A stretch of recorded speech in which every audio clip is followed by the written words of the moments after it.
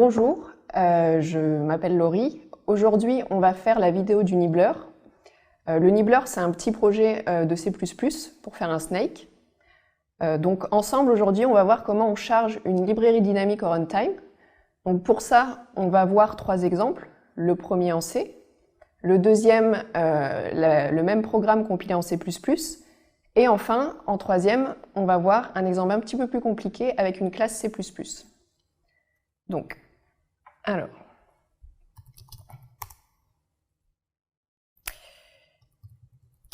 voici le main. Donc pour charger une librairie dynamique, ici, on va faire un petit programme qui prend la librairie en argument. La première chose à faire, c'est appeler dlopen. dlopen va charger la librairie dans l'espace mémoire du processus. Donc voilà, on a deux flags ici. Ici, on peut choisir lazy ou no. Vous irez voir sur le man ce que ça implique. Et ici, on choisit local. C'est pour que les symboles importés de la librairie soient juste disponibles depuis notre programme principal. Donc, pour récupérer les symboles de la librairie qu'on vient de charger, on va utiliser la fonction dlsim. On lui passe le handle qu'on a récupéré de dlopen et le nom du symbole qu'on cherche. Là, on a une petite fonction, un wrapper, pour dlerror. Alors dlerror, c'est comme strerror, ça renvoie la dernière erreur après un erreur d'appel de ldlsim. Donc voilà, notre fonction va essayer d'afficher 3 x 3 et la fonction carré avec ce chiffre. Donc voici la fonction, pas très compliquée, qu'on va compiler en C. Alors pour faire une librairie partagée, on va compiler avec le flag shared et on va compiler avec le flag fpic pour que le code soit position indépendant dans l'espace mémoire du processus. Hop.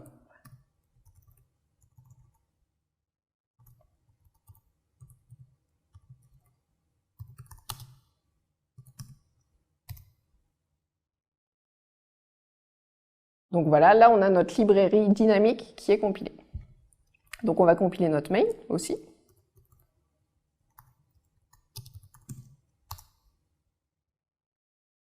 Et on va lancer notre main avec la librairie qu'on vient de compiler. Et ça marche. On va essayer maintenant de faire la même chose, mais avec une fonction C++. Donc on va reprendre exactement la même fonction. C'est bien, niveau syntaxique, elle passe nickel en C++. Donc on va faire ça.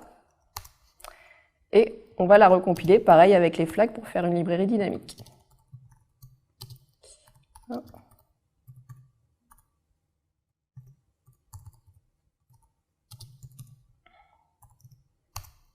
Voilà. Et là, on va réessayer de la lancer. Hop. Et là, dlsim a renvoyé une erreur, donc on a récupéré avec dlerror. Et on va regarder pourquoi. Parce que, alors, en fait, pour ceux qui ne connaissent pas, nm permet d'afficher les symboles d'un objet binaire. Donc là, on va d'abord afficher les symboles contenus dans notre première librairie, celle qui est compilée en C. On voit ici, symbole contenu dans la librairie, on a square. Donc souvenez-vous, c'est exactement le même code qu'il y avait dans le fichier C++. Sauf que, petit twist, voilà, compilé en C++, on n'a plus le même symbole dans la librairie. Ça, c'est à cause d'une spécificité du C++. Comme en C++, vous pouvez faire des overloading de fonctions, ce n'est pas le nom des fonctions qui est mis comme symbole dans la librairie. Le nom de la fonction est décoré et le symbole ne correspond pas. Donc pour ça, il y a une petite astuce qui nous permet de considérer que le nom de la fonction sera le symbole, c'est de mettre externe C devant. Hop, on va recompiler notre petite lib. On vérifie bien avec nm que cette fois le symbole est identifiable. Et voilà, effectivement, là, ça a gardé le symbole comme en C.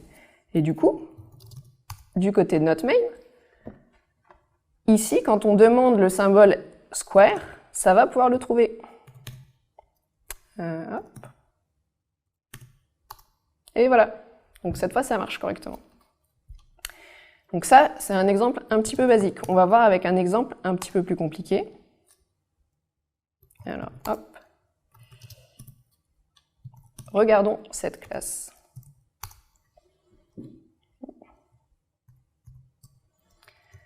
Voilà, alors ça, c'est une classe player qui a deux attributs, un nom, un score, un constructeur par défaut qui est caché, et un constructeur avec un argument. Donc on a quatre fonctions membres ici. Et ici, en fait, comme je viens de vous expliquer, à cause du name mangling en C++, on ne peut pas appeler les destructeurs directement, parce que, ni les constructeurs d'ailleurs. Constructeurs et destructeurs sont inaccessibles depuis notre programme principal. Donc il nous faut des fonctions dont on puisse extraire les symboles qui font abstraction pour ce phénomène. Donc on va appeler ces fonctions des points d'entrée et des points de sortie plutôt que des constructeurs et des destructeurs, puisque c'est pas exactement ça. Donc au niveau de l'implémentation, c'est pas difficile, c'est des new. C'est un new pour construire notre instance de classe et un delete pour la virer à la fin.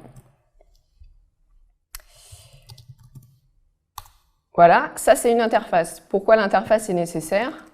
Parce que sinon, dans notre main, si ici vous n'aviez pas d'interface, si vous aviez directement la classe, au moment de la compilation, le compilo chercherait à résoudre ce symbole. Il chercherait la classe playerAnnounce. Sauf que, forcément, elle est dans la lib, il n'y a pas accès. Donc, pour lui spécifier que ça sera résolu au runtime, et pas à la compilation, on utilise une interface, donc avec des classes, des méthodes virtuelles à l'intérieur. Donc, on va compiler ça.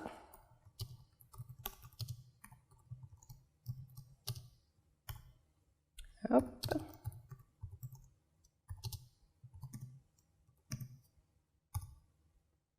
Donc voilà, on a notre petite libre game qui a la classe player à l'intérieur. On vérifie sur le main ce à quoi on s'attend. Là, on s'attend à ce que notre classe, d'abord, donne son score, ensuite s'annonce, ensuite augmente les points et s'annonce de nouveau. Donc on va compiler. Hop. Et voilà. Donc on a d'abord le score du joueur. Ensuite, on a l'annonce. Après, on a l'incrémentation de son score, qui n'apparaît pas, il n'y a pas de message associé. Et puis, après, évidemment, il a un point en plus. Donc voilà. Regardez bien le main. On a partout des jolis pointeurs de fonctions, parce que c'est le seul moyen de récupérer l'adresse du symbole, parce qu'évidemment, DLSIM renvoie des symboles, enfin, renvoie des adresses, donc soit sur variable, soit sur fonction, en tout cas des adresses sur les symboles.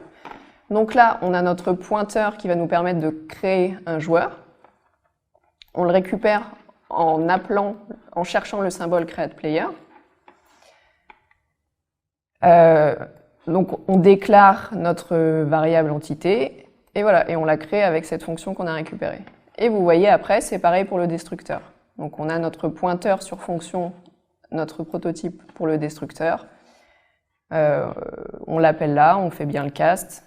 Et voilà, une fois qu'on a récupéré notre pointeur sur fonction de sortie, on peut l'appeler ici, et c'est bon. Voilà, n'oubliez pas, vous verrez dans le code, il y a des DL clauses à chaque fois. C'est très important parce que ça permet de retirer la librairie de l'espace mémoire de votre processus. C'est un peu le but des plugins, c'est de pouvoir avoir un programme plus petit qui charge à la demande des fonctions supplémentaires au runtime. Donc n'oubliez pas DL clause pour libérer cet espace dans votre mémoire. Voilà, bon courage pour votre projet.